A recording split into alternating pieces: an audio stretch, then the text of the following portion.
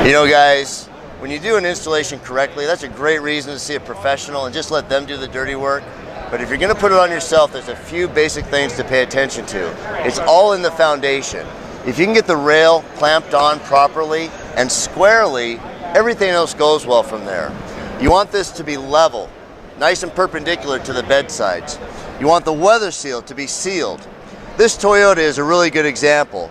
You can see this print that they put into the plastic where there's a high and a low area.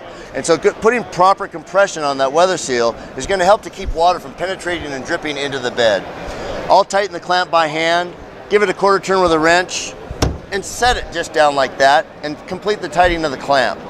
Moving to the end and to the opposite end, it makes it convenient to seal that. And then when I pin the cover on, the latches function properly and it's watertight and it carries that 400 pounds of load over the top easily without breaking a sweat. We do have videos available. We've got local professionals available that can help you with those fine-tune adjustments.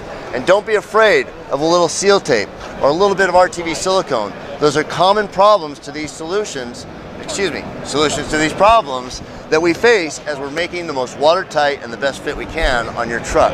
We want this thing to perform and we want it to meet your expectations, and that's what BAK Industries is dedicated to do for you.